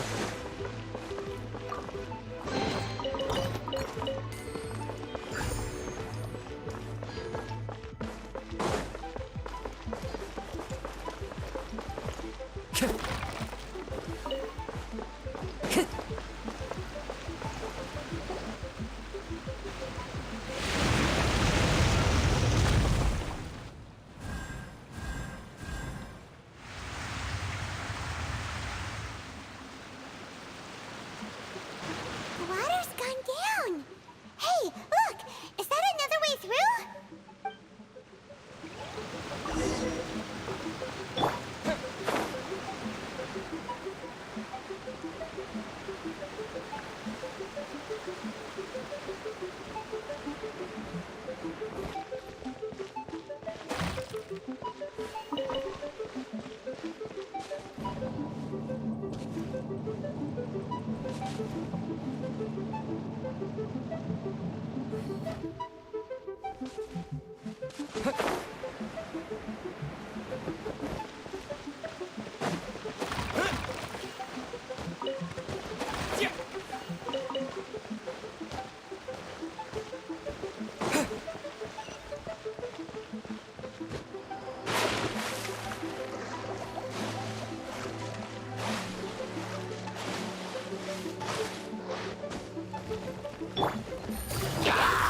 Quietly now. The wind knows me.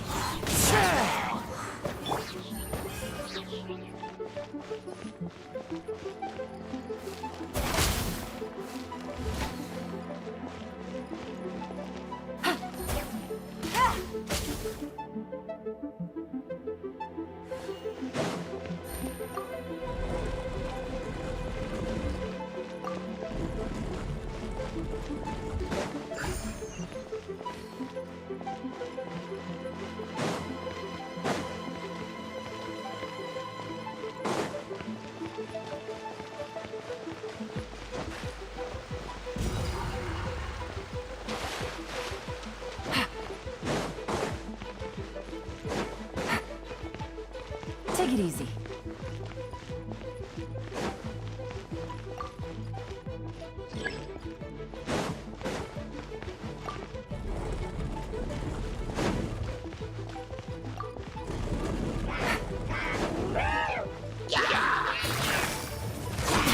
Really?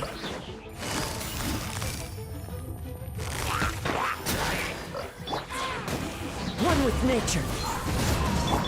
Hold the line. Propagate!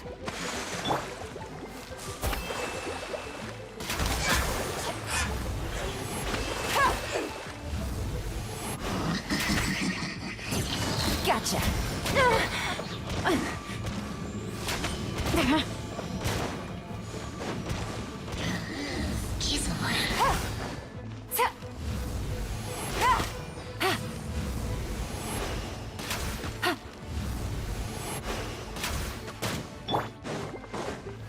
Allow me.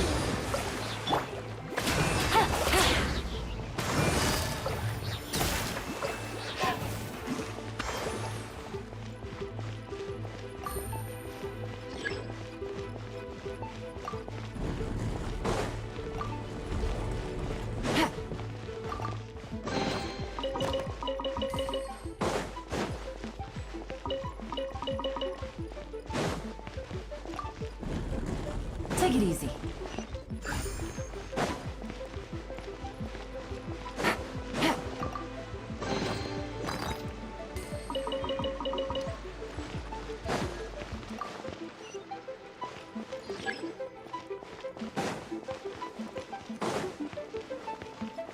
Take it easy.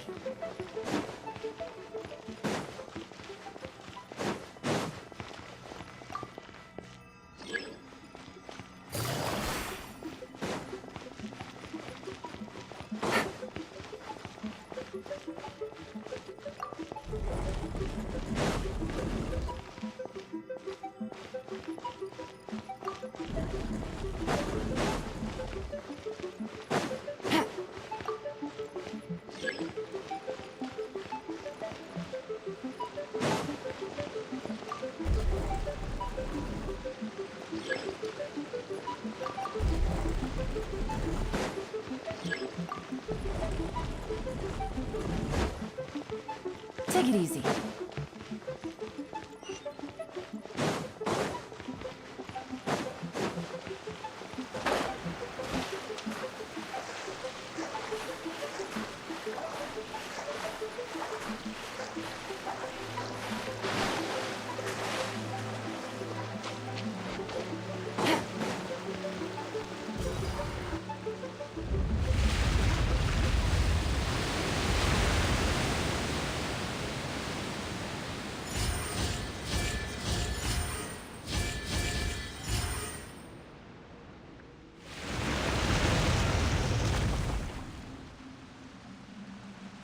The water's flowed into the groove, and now the statues have lit up.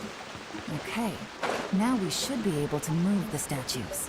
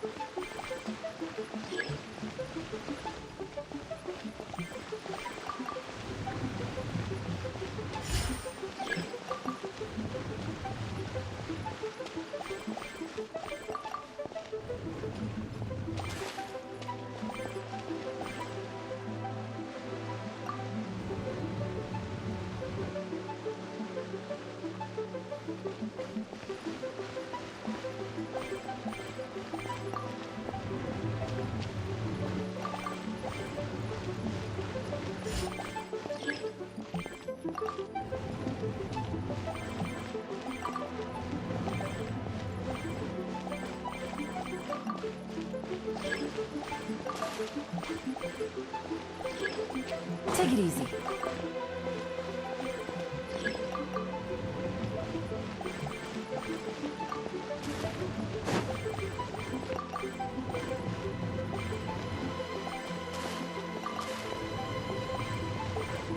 The door is open. Let's go. We should be nearly at the bottom now. Let's wrap this up.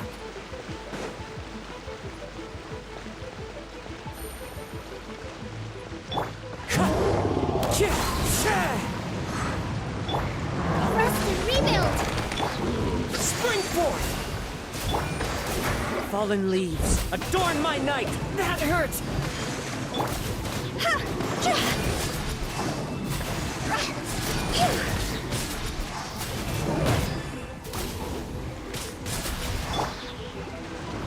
Things are about to get dicey.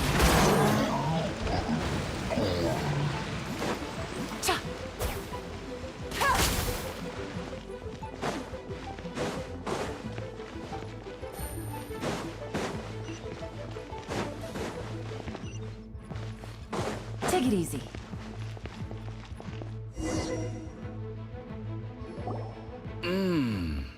I can tell from the aroma that this is very fine liquor indeed. I'm impressed. Come on, bottoms up.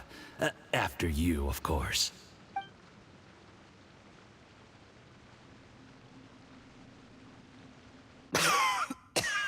Oh, sorry. that went down the wrong way. I've never drunk anything this strong before. It'll take me some getting used to. You'll get there. If you want to stay friends with us, you have to drink with us. I'll do my best. You're more of a lightweight than I thought. Already struggling after one glass? I thought you were made of sterner stuff. You certainly kept it together when you were poisoning your teacher's soup. Come on, another round. Less talking, more drinking. Sure. You didn't leave me much of a choice, though, did you? Just the mention of poisoning sends shivers down my spine. I'm more timid than you realize. Every time I poisoned him, I had to hide away at home for a few days because I was so scared of getting caught. Look, I know it has not been easy for you, my friend. We appreciate all your hard work. But, I have to say, you really are quite a genius at poisoning people. I mean, the poison we brought from Snezhnaya is as strong as this wine, but you found a way to turn it into an imperceptible, slow-acting poison, and came up with the idea of delivering it through fish soup. What was it you said? Oh, yeah. You said the soup's fishy flavor neutralizes the pungency of the poison, and this process even makes the soup tastier as a result. How did... It struck me one day when I was fishing. I'm lucky it did. Otherwise, I'm not sure I would have been able to fool Uncle Tien. You have performed excellently. The Fatui will continue to provide the support you need to consolidate your position as Tien Shu. Of course, this is as long as you continue to do as we instruct. Aside from Qingshu Pool, we also have some other requests for you, which we will inform you of in due course. Don't worry. Whatever tasks you have for me, I will perform them diligently. Did you hear that? It was poison! That's why Uncle Tien hasn't been feeling well recently. It's all Jurye's doing. What a nasty guy! Seize him! Hold on. Did you bring a camera? If not, you can use mine. This is quite a scene. We have to capture it for posterity.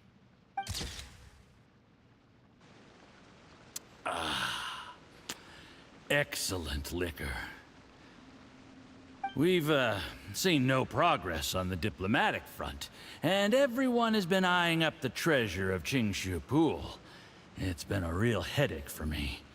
But soon, everything will be taken care of, and I can report back on a successful mission.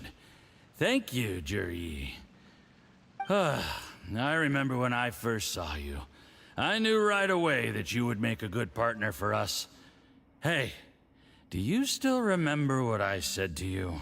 How could I forget?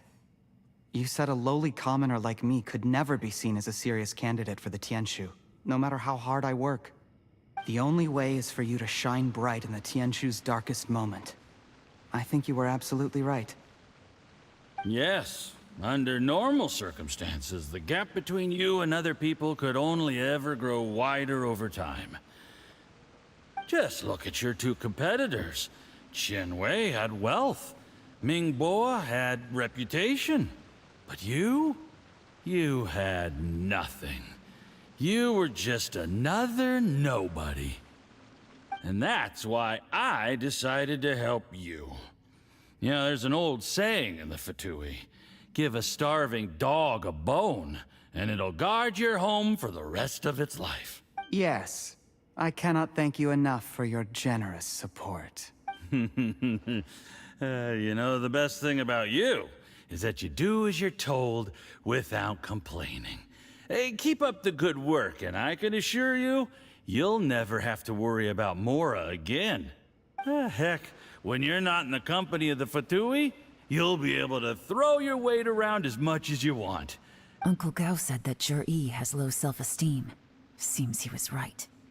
He was worried that whatever advantage he might have now will diminish over time, so the Fatui persuaded him that he should act while he can. Do you have any more film in the camera? Then get ready to use it. Tonight's grand finale should be coming up any minute now. How well this goes for us depends on how Jur-E plays his hand. Ooh, is there any more alcohol? Go on. Fill me up. I'm in a good mood today, and I'm gonna drink my fill. Make sure to get me home safely afterward. There's only a little left. Here, I'll fill your glass. If you like it, I can bring you some more next time. Whoa, this is the good stuff. It is great. Huh? What the?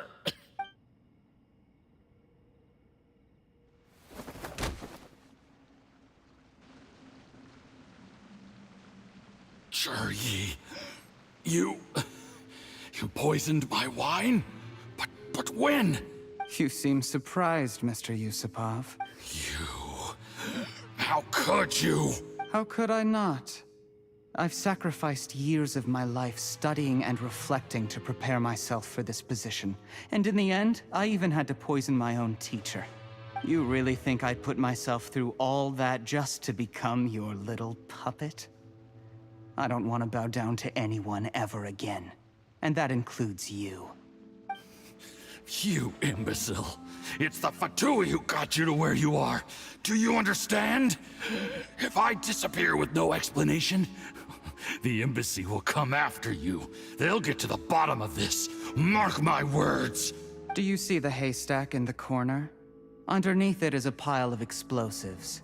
And next door in the dark room are the 3 undercover agents you sent to infiltrate the Black Cliff Forge. I'm gonna stay here till I see you slip into unconsciousness. Then I'm gonna set this on fire. Once the flames burn through the hay, they'll ignite the explosives, the ruins will collapse, and everything will be buried. What do you hope to? I took the liberty of leaving some evidence of your contact with the undercover agents at the Black Cliff Forge.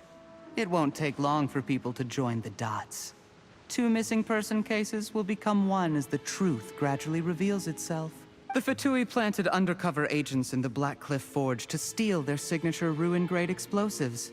Their plan was to blow through the solid floor tiles in the dead of night and seize the treasure of Qingshu Pool. But things didn't quite go to plan. Mistakes were made that led to the accidental deaths of the entire crew. Faced with the overwhelming evidence, the embassy won't investigate this any further.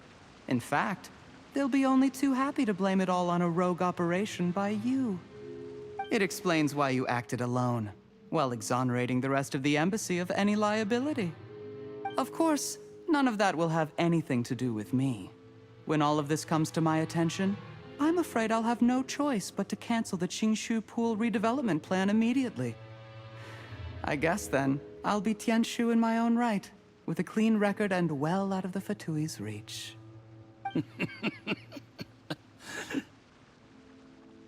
Yi, do you really think you're gonna get away with this? The Fatui has a record of everything. That includes the poison, all interactions between us, even my trip here tonight. After I die, they'll come looking, and they'll get to the bottom of this. A record? Oh, you must mean the one in the hands of your second-in-command, Theophan? What? How do you know about that? Because when you contacted me, I also made contact with your associates. I have Theophan to thank for providing me with the poison I used on you today. He'll help me tie up all the loose ends. After all, your untimely demise comes with a few perks for him. He has been eyeing your position for a long time now. That traitor! Yi, you... Shh. Relax. It's over. After tonight, everyone gets what they want. And anyone else in the know is either my accomplice or about to be taken out of the picture. Sweet dreams, Mr. Yusupov.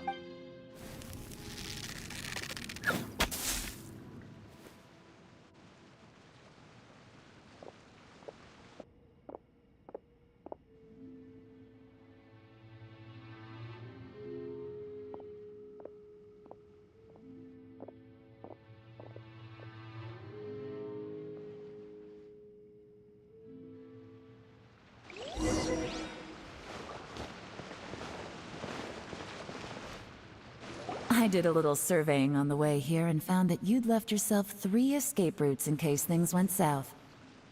I have them all surrounded. If you're thinking of trying anything, save yourself the effort. The game's up. We were here the whole time and have pictures of everything. They came out pretty nicely. Want to see them? The game's up? Forgive me, I'm not quite sure what you're referring to, Miss Yelan. I happened to discover a Fatui operation here, so I approached them on the pretext of joining forces and eventually brought them down from within. If it pleases you, Miss Yelan, I'd be only too happy to have you join me in investigating this matter. This is how you want to play it, huh? Fine. You do you. All we need to do to convict you is establish that the poison in his system is the same as in Uncle Tien's. Nothing else you wanted to add? Let's leave it there then. Time to go. One wrong move and it all comes crashing down. I should have been more careful. You followed him here, didn't you? I was so focused on keeping myself out of sight, I forgot he was a potential liability. Let's talk about this, Yelan. I gave you my word that I would live up to the Tianshu name, and that much I can still guarantee. Your point being? When I take office, I can guarantee that I will act in your best interests. In fact, all of you here tonight can expect very generous treatment in the future. I don't deny that I used underhanded methods to get here. But given my lowly origins, what other choice did I have? You still don't get it, do you? Even now. What do you think? Exactly.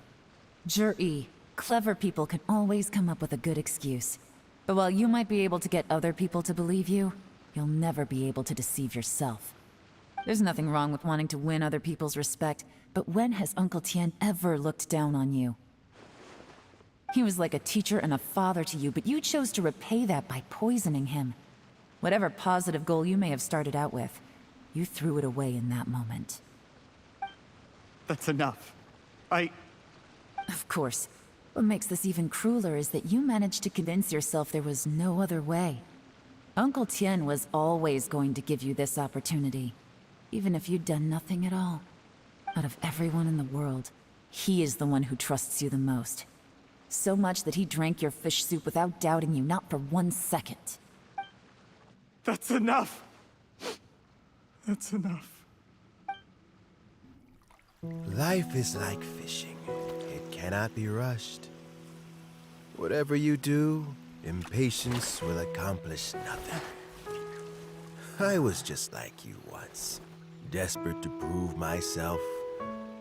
Only later did I realize things do not always turn out the way you plan. But you have to keep calm to carry on. You're still young. Be patient, believe in yourself, and don't look outside yourself to prove your value.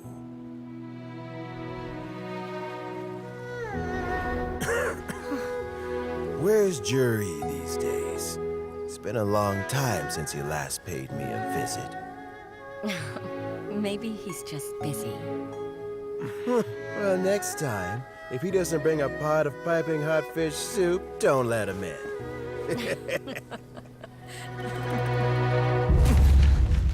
Whatever you were thinking about, you'll have plenty of time to mull it over in prison.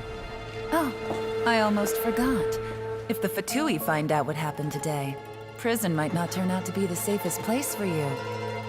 Trying to have friends on both sides, it has a way of turning everyone against you.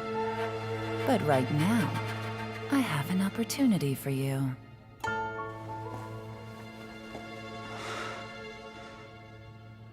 Huh?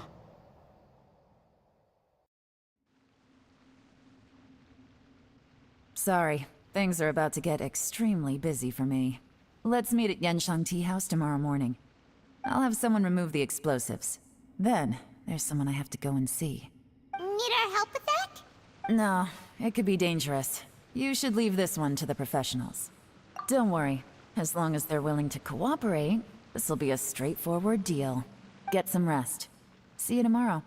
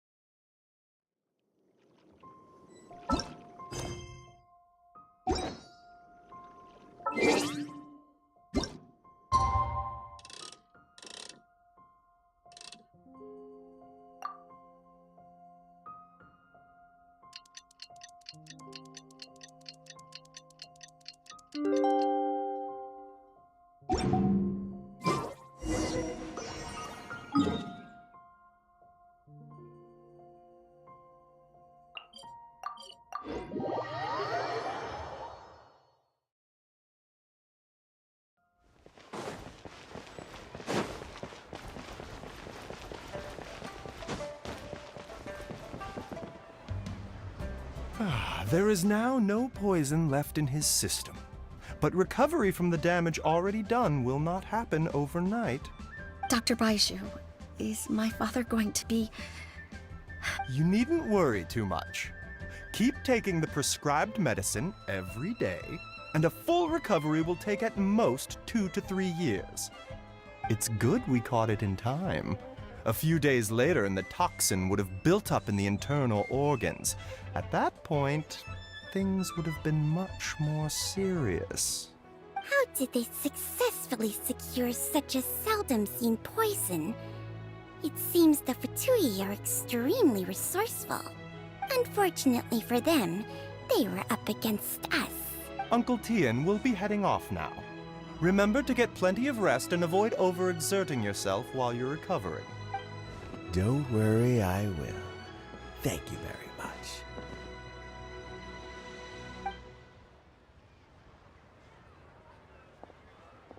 Ah, you're here too? Thank you for all you've done to resolve this situation. I'll have to make some tea in a moment. You simply have to try it. Yes, the exhaustion seems to have gone. My mind is steadily getting clearer again. Luckily, it looks like choosing the Tianshu's successor is suddenly not such a pressing issue after all. Hey, Yelan! My work is mostly wrapped up, so I thought I'd take a minute to check in here. The assessment process comes to an end here, Uncle Tian. In my opinion, Zhi is not suitable for the position. But Qianwei and Mingbo both have potential.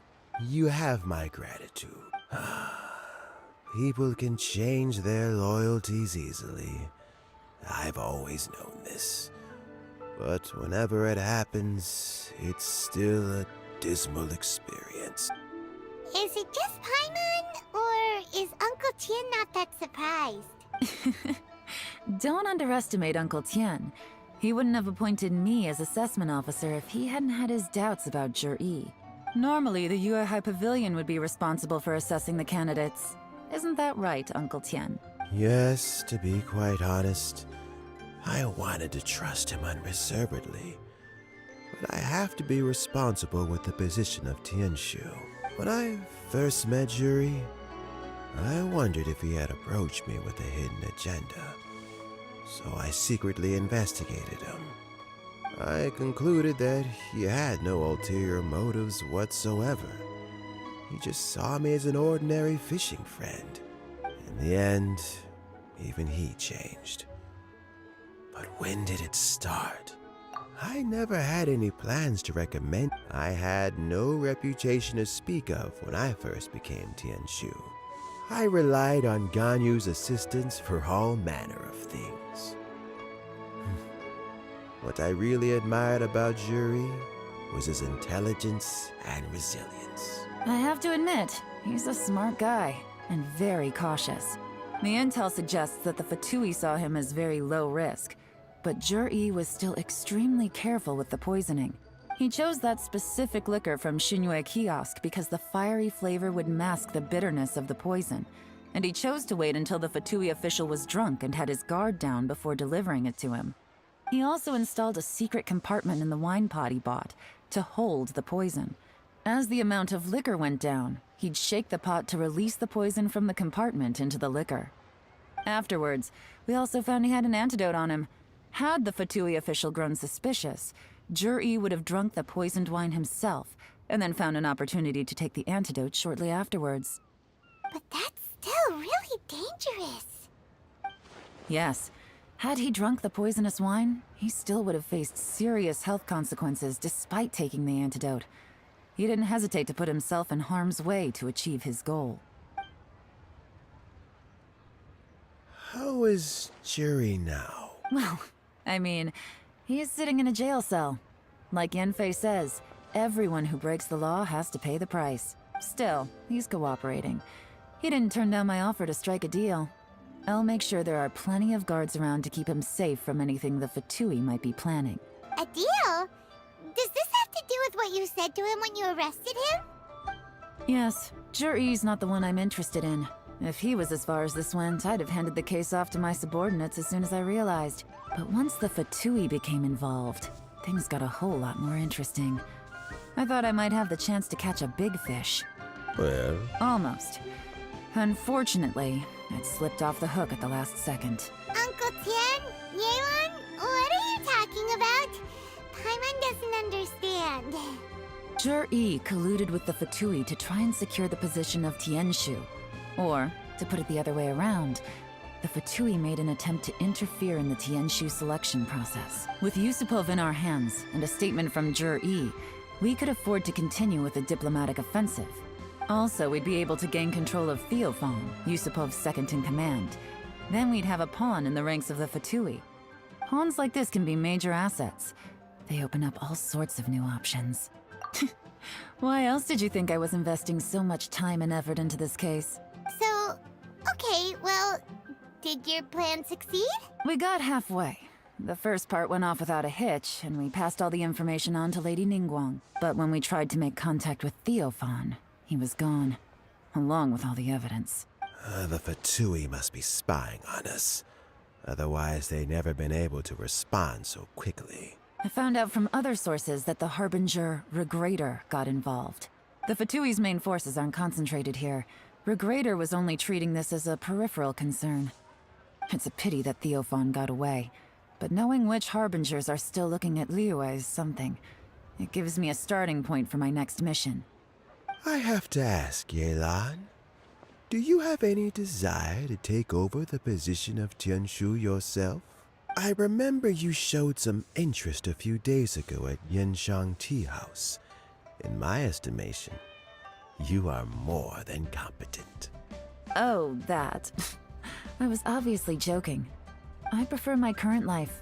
There's danger and there's excitement. Although it'd still be a behind-the-scenes role, as Tianshu, I wouldn't have the chance to get involved in anything truly clandestine or face any real danger. All right, I'm done here. Time for me to go. I'm heading off again in a few days, and I still have to prepare. Where are you off to this time? As you might have guessed, it's for me to know and you to find out. But I'm sure if you keep going as you are, getting yourselves involved in other people's business all the time, you're sure to get caught up in another misadventure before too long. Maybe I'll see you the next time danger beckons. Until then, keep your wits about you. A lot of people are watching you for a lot of reasons. If you have any more questions, just ask Uncle Tien. After the recent turn of events, I'd say he owes you one. When